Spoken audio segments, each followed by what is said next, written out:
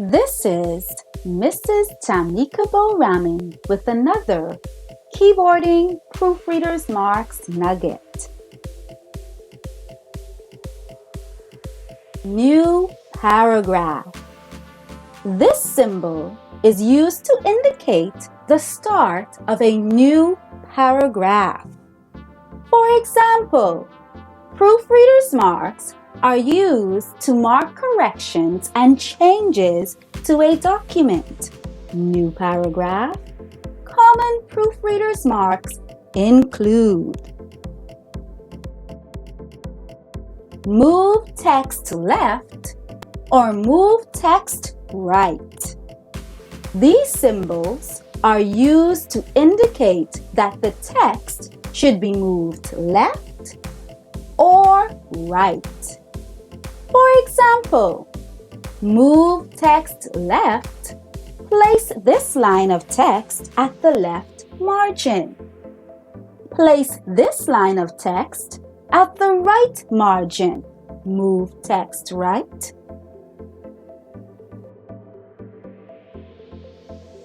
Insert period.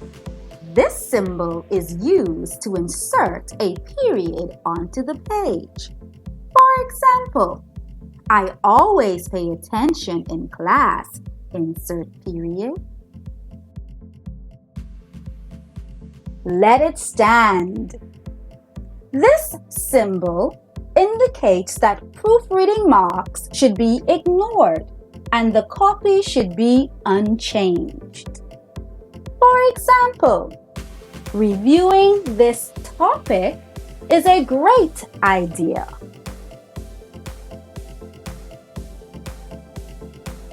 Insert quotation marks.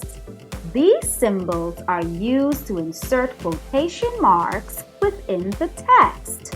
For example, insert open quotation, my teachers are the best. Insert close quotation, replied Lisa. It's that simple.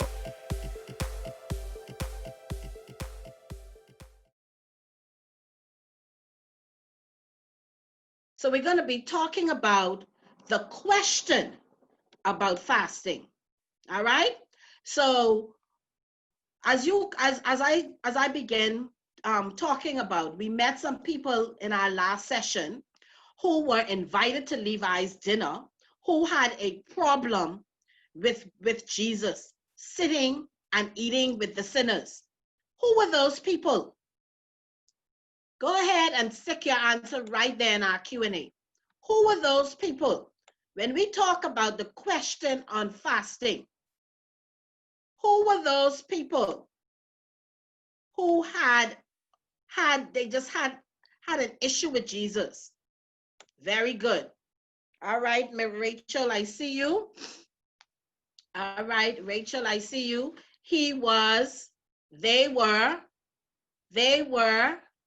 They were, yes, I know I'm repeating myself. They were the Pharisees. I was giving you a few more moments to see if you can come up with the right answer. I got all kinds of things just now, but they were the Pharisees. And so the Pharisees are going to play a role in our story today again. All right. And of course, we'll be reading from Mark chapter 2, verse 18 to 22. So as usual, here's our objectives for the day. Okay, at the end of this lesson, the first thing you're going to be able to do is define the word fasting or the term fasting. Then you'll be able to describe 3 ways Christians fast. And then you're going to be able to list 3 reasons why. So we're going to describe 3 ways, and then we're going to list 3 reasons why Christians fast. And then we're going to outline Jesus's response to the question about fasting. And then we're going to discuss the importance of fasting in the life of a believer. All right, let me make sure I'm not going too fast for you. All right, everybody's with me. Those of you that are just joining in, our lesson today is about the question about fasting. And for you, our 9th graders, remember, this is review. we would have covered, or your teacher should have covered these topics for you in grade 7. All right? So here's our first vocabulary word. And I want you to read along with me. Fasting. To go without a particular thing, mainly food or drink, during a period of time for spiritual reasons. And it's our second vocabulary word for the day is Pharisee. And who is a Pharisee? Come on, read it with me. A Pharisee is a religious group which dealt with Jewish laws. Remember, the Pharisees were very strict about the law. And as we continue to dig into the life of Jesus, we're going to see how much these Pharisees did not like Jesus and questioned just about everything he did. All right? So before we get into the actual lesson, remember we need to be able to describe 3 types of fasting. And so we're going to go over the different types of fasting. And so the first one is called and you're reading with me. Remember, I'm not doing this alone. You are reading along with Ms. Johnson. So the first type of fast we're going to call a normal fast. Why are we calling this a normal fast? Because we're giving up all solid and we're giving up all liquid foods except water. So we're not eating or drinking anything other than water. We call this a normal fast. No food, no drink, water only. That is what you call a normal fast. So we're going to go over some other types and I don't want you to mix them up. So remember, normal is water only. So I'm going to help you to remember how, I'm going to help give you some clues on how to remember the different types of fasting. Okay? So our second type of fasting is called an absolute fast. So first you have normal fast and now you have an absolute fast. And so this absolute fast is where you give up food and drink. All right? And I should also put in here where you actually drink no water. We call it an absolute dry fast, no food, no drink, including water. That's an absolute fast. Normal fast is water only, but absolute is no food, no drink, no water, nothing, no food or drinks, and that includes water. Now I know some of you saying, well, Ms. Johnson, who could do that? All right, well, the body is made up of 70% of water. And so you can go without food or drink and water. But guess what? It is suggested or advised that you should never do this type of fasting for longer than 21 days. All right? Because the body still needs nutrition and it still needs to be nourished properly. All right? So remember, normal, water only, absolute, nothing, including water. You with me so far? I know you are. You're paying very close attention. I know y'all love Miss Johnson. I love y'all too. I just wish I could meet some of y'all in person, but very soon. All right? Very soon. Okay, so here we go. Our third type of fast. So how many fasts we went over so far? We went over 2. We went over the normal fast and we went over the absolute fast. And so our third type of fast is what we call a partial fast. And with this partial fast is when we give up certain types of food, all right? And your choice. Now, I have on my screen ice cream or chocolate bar, but maybe in my church, whenever we do our fasting, we usually do the 40-day Lenten fast. And when we do the 40-day Lenten fast, what we do in my church is we would usually give up, a lot of us will said, but we're not going to eat any meat for 40 days. So that's what we also called a partial fast. So remember, it's a certain type of food of your choice. Some people give up sweets, cakes, and ice creams, and whatever it is you would want to give up. Once you give up something, and it's usually a certain type of food that you would give up, and this is what we call a partial fast. So that's 3. So the first one was what? A normal fast, very good. And then the absolute fast, and now we have the partial fast. Wait a minute, we're not finished, all right? Our fourth type of fast is what many of you may be familiar with, maybe from your parents or maybe some relatives, okay? The Daniel fast. And this Daniel fast was birthed from in the Old Testament. And the Daniel fast is where you eat no fruits, no vegetables, and you drink water for a period of 21 days. Some people do it for longer than 21 days, and we'll talk about that shortly. All right, the length of time that a person can fast. But you decide as to what type or when you want to do your fasting. All right, so the Daniel fast is where you eat only fruits and vegetables. All right, now you don't drink no soda. You don't say, well, I on Daniel fast, Miss Johnson, I eat my fruits and my vegetables, but then you go and you drink one soda. Now, come on, you can't drink soda. All right, and it's not advised to drink juice. You know those carbonated juices, those sweet juices that the Tampico. So, you know, some of y'all like to drink them Tampico juices. All right, so no, when you participate in the Daniel fast, you're going to eat fruits, you're going to eat vegetables, and you're only going to drink water. All right, I hope Miss Johnson ain't boring y'all. No? Okay, good. All right, just give me a little thumbs up and let me know, you know, I ain't boring y'all this morning. I know it's just a bunch of information, but at least at the end of this lesson, you would have learned something. All right. And then our fifth type of fast for the day is a juice fast. Now, this is where you can get your juicer.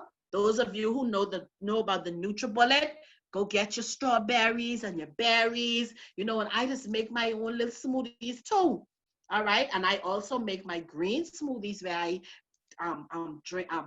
I put in my NutriBullet, my spinach and my celery and my kale. I make my juices too, you know, but you can also participate in a juice fast. All right. And this juice fast is where you're drinking only fruit and vegetable juices. So here it is. If you look at the picture on the screen, you see carrots, so you can make carrot juice. You can make apple juice, pineapple juice, tomato. I know some of y'all frowning your face at that tomato juice. But guess what? You make it from scratch. Trust me. You can put little cinnamon and stuff in it just to spruce up the flavor a bit. All right. So if you decide that you want to do a juice fast, maybe for, a period of time, then I would advise you, try the juice fast. If you can't do the absolute or the normal fast, maybe you want to do the juice fast. And this is where you're drinking fruit and vegetable juices. I'm not talking about going in the store and buying the apple and the orange juice. I would suggest, if you're going to do the juice fast, go and get your fresh fruits, fresh vegetables, and blend them. Trust me, it will taste better. And of course, now, some of y'all say, now, Miss Johnson, don't ever ask me to give up my phone. Don't ever ask me to give up TV. Don't ever ask me to give up Facebook and Instagram and Twitter and Snapchat and Pinterest and YouTube, all these things, all right? But some people decide, you know what, I really need to spend some time with God. And so you know what, I'm going to put my phone down. I'm going to turn the radio off. I'm going to turn the television off. I'm going to put away all of these social apps, all these social media that keeps me distracted. I'm going to put them away because I really need to spend some personal quality time with God. And so you also have an option of doing an entertainment fast. If you say, well, Ms. Johnson, I have a problem, all right? I really need to fast, but I don't know how to. I can't do the absolute because I got to eat something. I got to drink something. Okay, well, here's another option. If you really want to participate in some sort of fasting, you can do the entertainment fast. So how many have we gone over so far? Awesome. All right, so let's see if we can repeat them quickly. All right. The first one was absolute fast. The second one was a normal fast.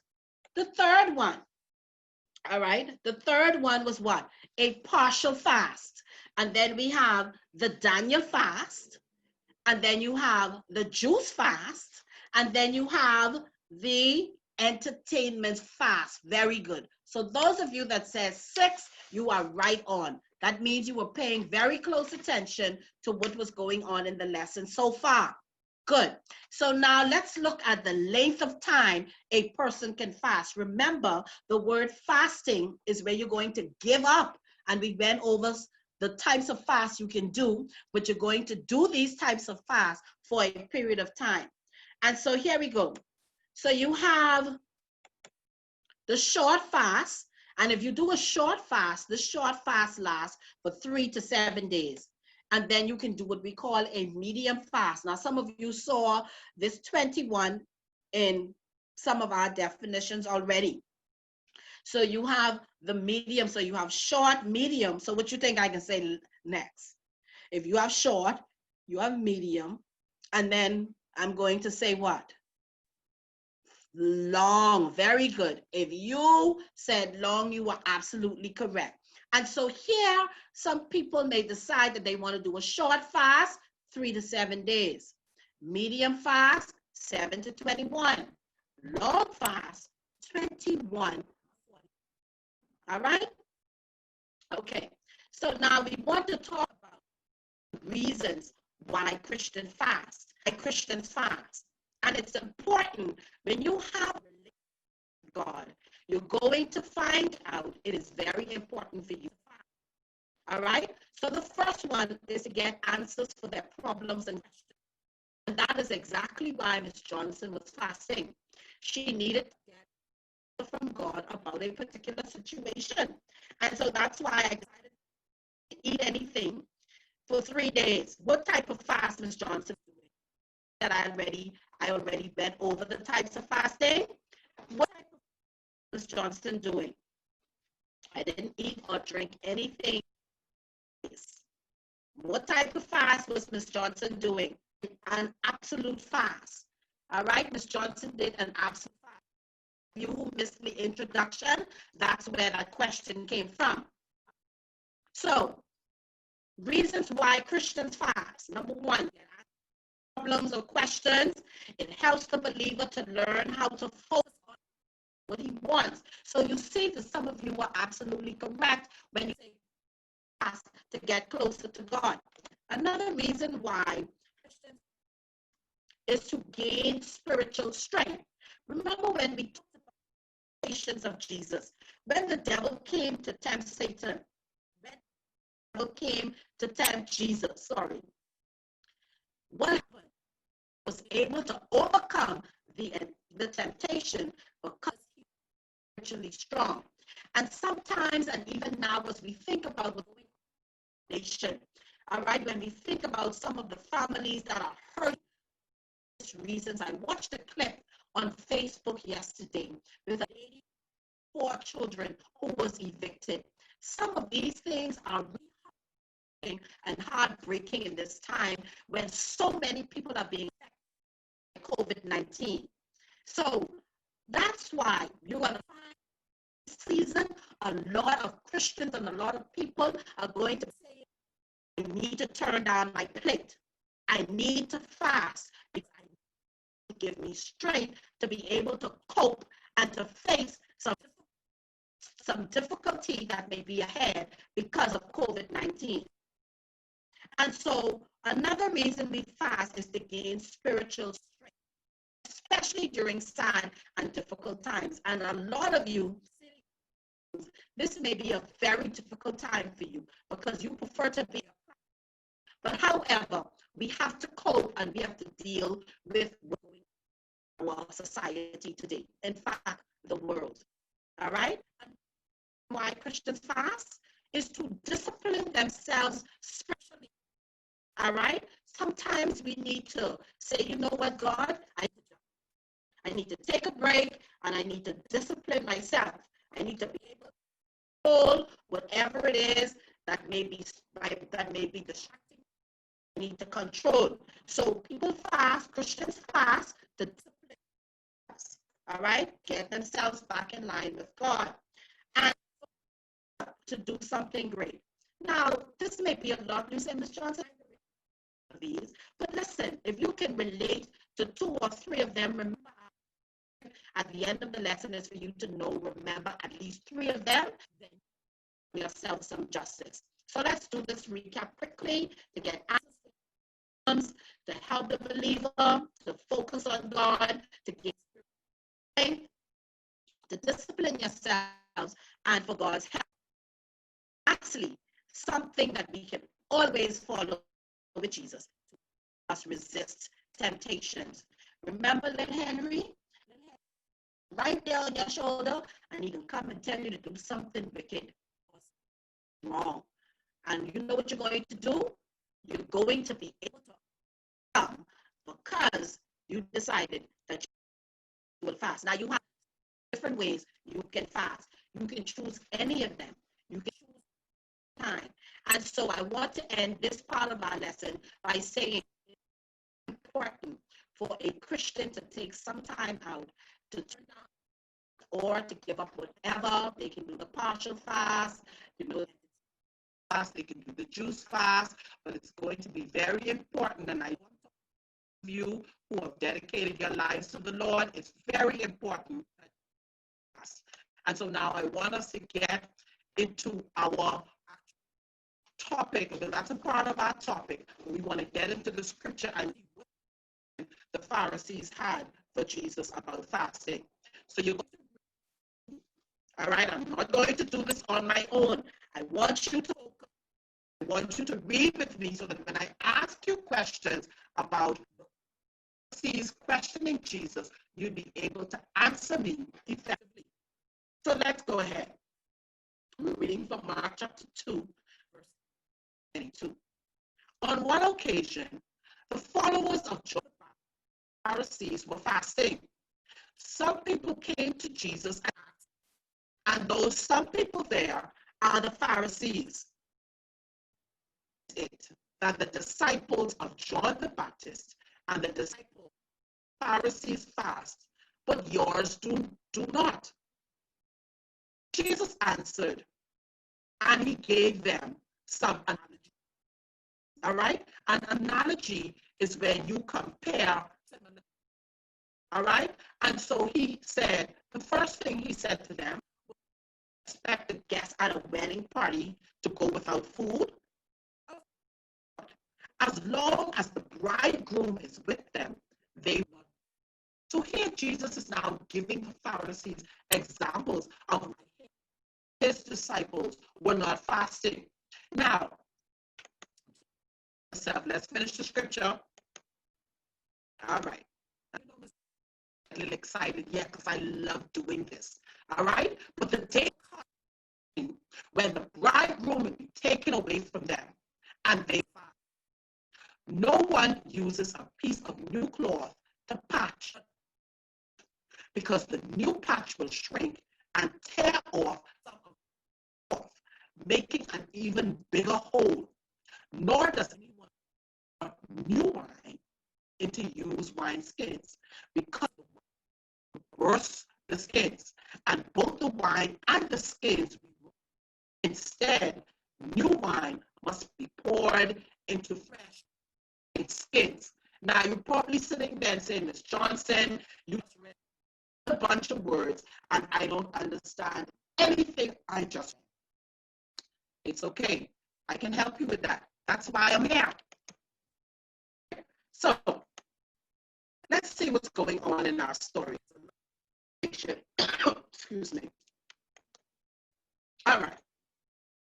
So here you go. We have the Pharisees and the Baptists. Remember, in our reading just now, the people wanted to know why the Pharisees were fasting, why John the Baptist was fasting, but Jesus and his disciples were fasting. So let's see. The Pharisees, okay, they twice per week, which was the second and fifth day of the week. The Pharisees themselves perfect and righteous. Remember, they were Jewish, the law strictly. So as far as they were concerned, if the Pharisees in the land, if it's a Jewish law, then everyone should be following it. all right? And they considered themselves perfect. That's why they didn't like Levi. And so what the Pharisees did, they disfigured their faces. They went on the street corners so that everyone could see their personal sacrifice. Right? To see, as we get into the lesson, everybody don't need to know thing. But these perfect and righteous Pharisees went to the street corner. Everyone could see them fasting. You know what Jesus called them? He called them hypocrites. And he called them because they said one thing and did something else. You don't need to go and stand on the street corner disfiguring yourself, bathing, ain't changing your clothes, ain't doing none of this stuff. Just say you fasted. Jesus called you hypocrites. And that you know that you said you're doing, but then you're really doing something else, then that means you're all right. And Jesus referred to them as hypocrites. And so John also taught his disciples to fast, and they did. And the Pharisees came to Jesus, and they saw that the Pharisees were strict with the law. They were going to follow the law. They were fasting. John the Baptist and his disciples were fasting. But here it is, and his disciples, they were having a jolly grand time. They were fasting, and we are going to see why. All right? So here Jesus was confronted by the Pharisees. Wanted to know why Jesus and his disciples did not fast, why the disciples of John the Baptist and the Pharisees still fasted. So here's Jesus' response. All right? And so what do you see going on in our picture? Very good.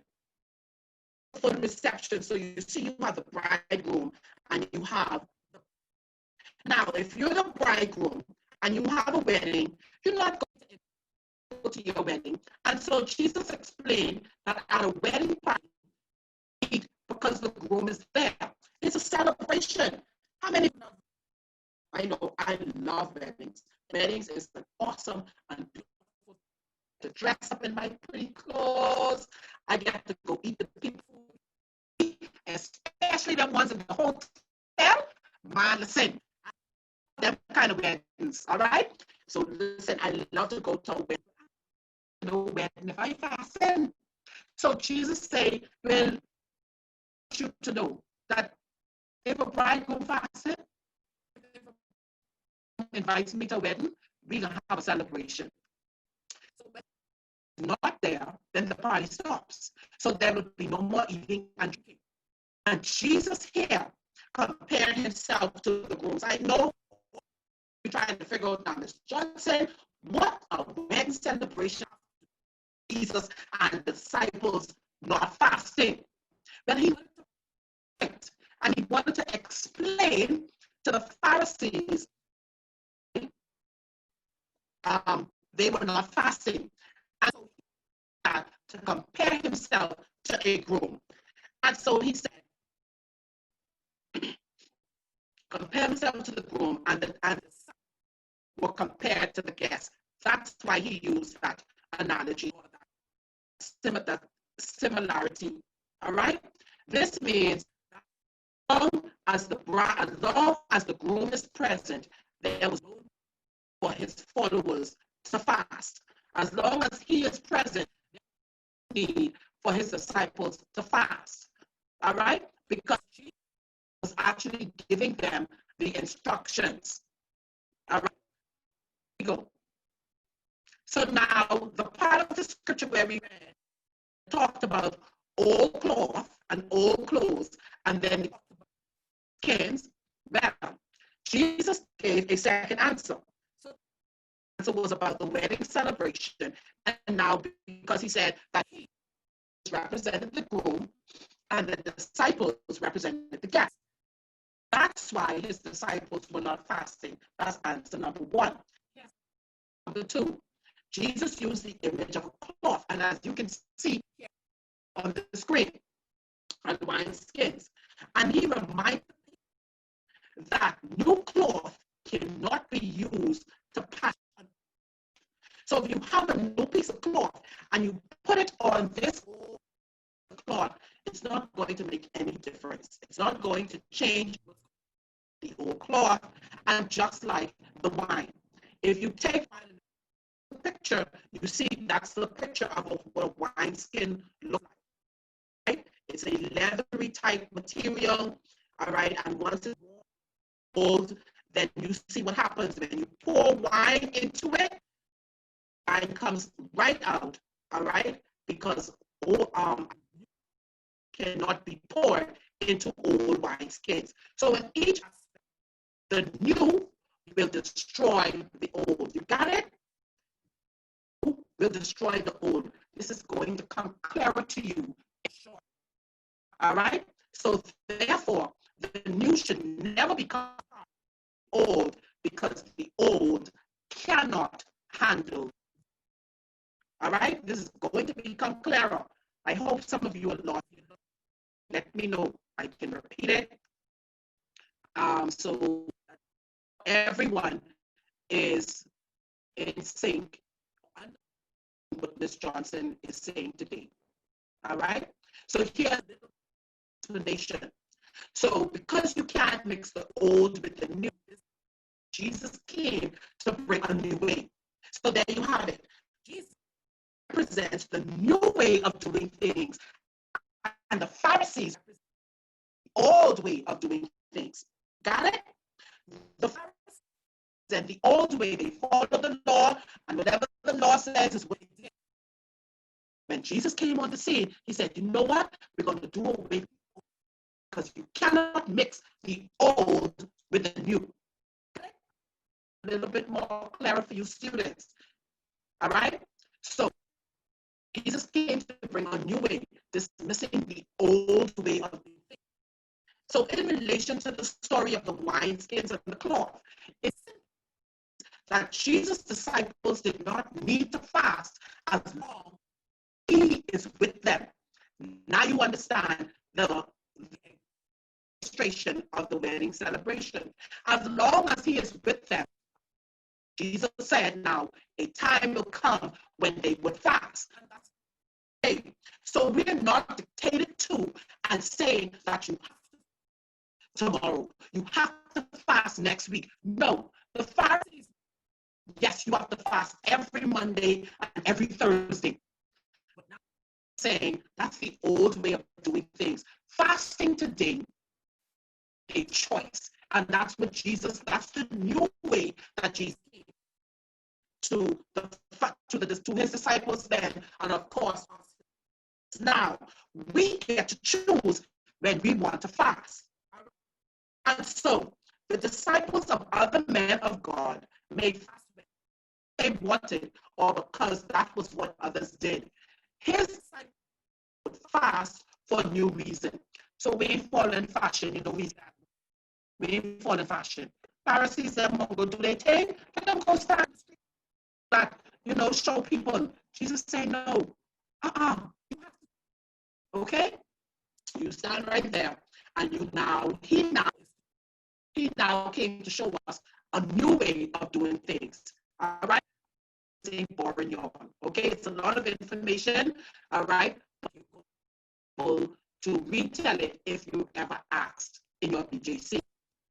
There is a summary now of everything so far about the question about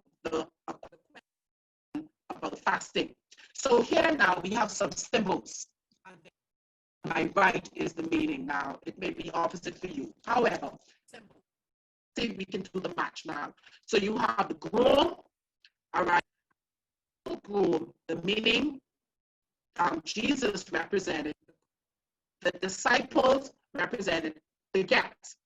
The old wine skins, they represent the old ways, called the Jewish law. Remember the old ways, the Pharisees, they represent the old ways of doing things, the Jewish law, all right, things, the Jewish law that has to be followed. Of course, the new cloth and new wineskins represent the new ways. And the new ways is what we know and we call Christianity. So old ways is the and the new ways is what we call Christianity, and that's what we follow. Jesus came to show us how to be Christian. The new cloth and the new wineskins represents the unsaved. The old cloth and the old wineskins represent the good. The guests in the wedding celebration, they represent who? The disciples. Very good. And represents Jesus. Awesome. Now, the information Ms. Johnson gave you all today. So review time. You're going to define the term fasting for me. All right. Of course, I want you to name 3 types of fasts. All right. Now, why were the Pharisees called hypocrites? Explain why the Pharisees were angry. I know that's very, very, very easy. All right. And lastly, how did Jesus respond to Pharisees about fasting? So boys and girls, ladies and gentlemen, call, welcome. All right, please get your work done. Write these questions, answer the questions, submit them to you so that they can be marked and you can know whether you're on the right track. All right, we'll be happy to do it for you. Thank you so much for your participation in the lesson today.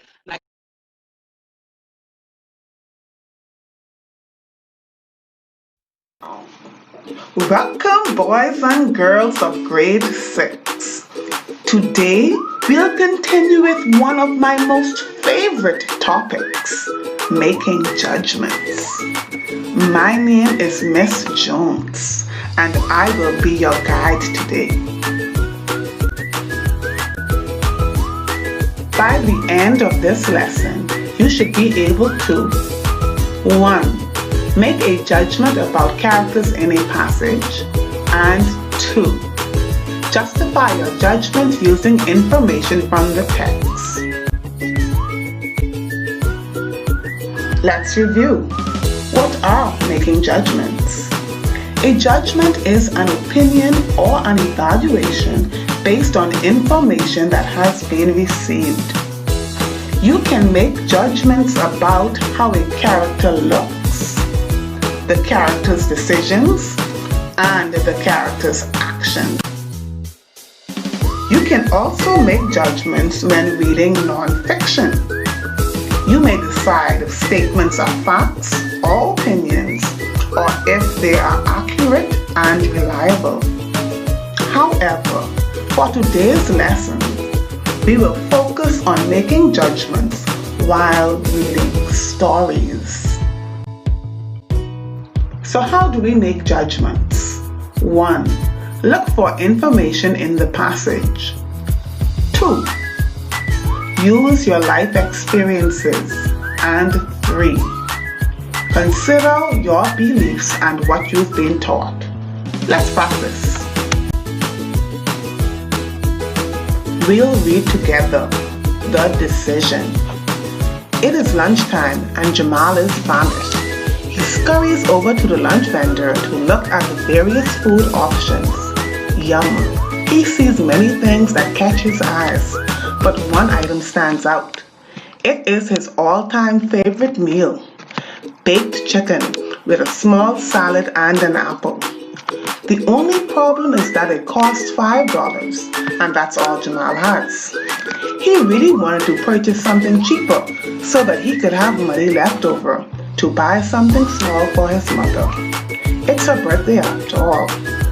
Jamal then sees the dollar value meal, which includes fried chicken, French fries, and a soda. He knows without a doubt that his mother, who is a nurse, would definitely not approve of that meal. She has had him on a strict diet because he has a lowered immune system and is often sick. After much thought, Jamal decides to purchase the dollar value meal.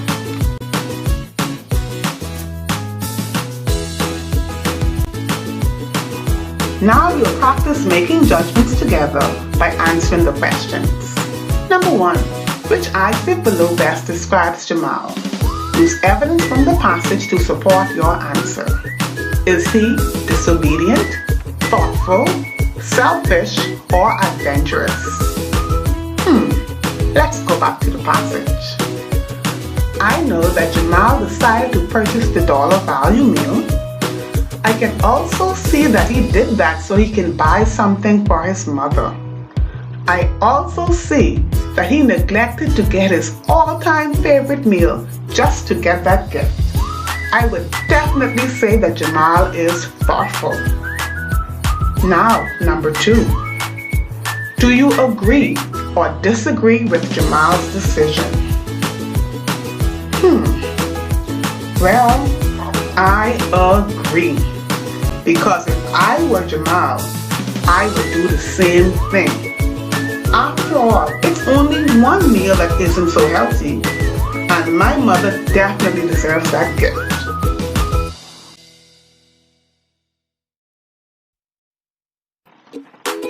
Let's read the second passage together, the haircut.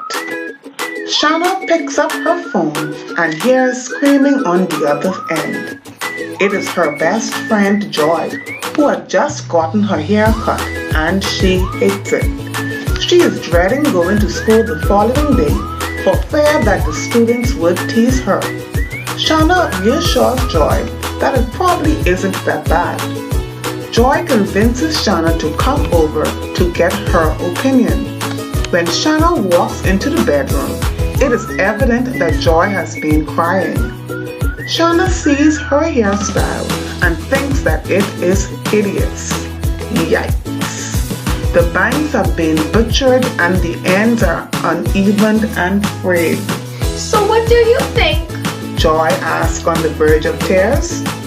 Shanna does not want to hurt her friend's feelings, so she smiles and says, I like it. It's beautiful.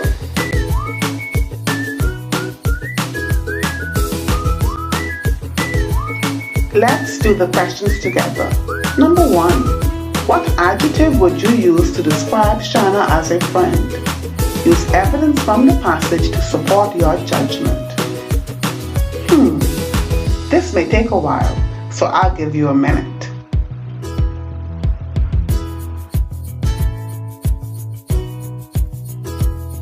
What adjective did you choose?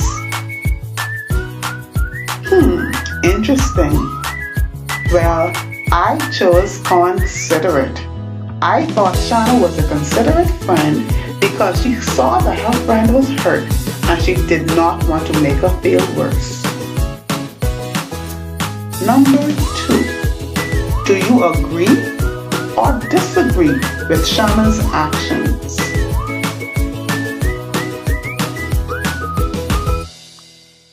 I disagreed. I disagreed because I believe in honesty above all, even if it may hurt someone's feelings. How did you support your decision? Did your decision differ from mine? Remember, we do not have to have the same answer. This is the beauty of making judgments. As long as you can justify your answer, you're doing a good job.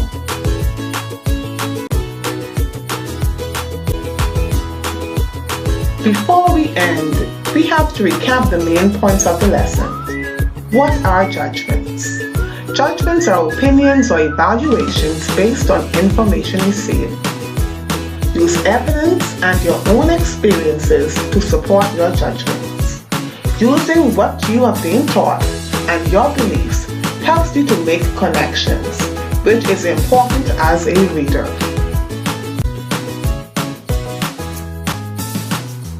This brings us to the end of our lesson, boys and girls. Remember to keep reading and keep making judgments.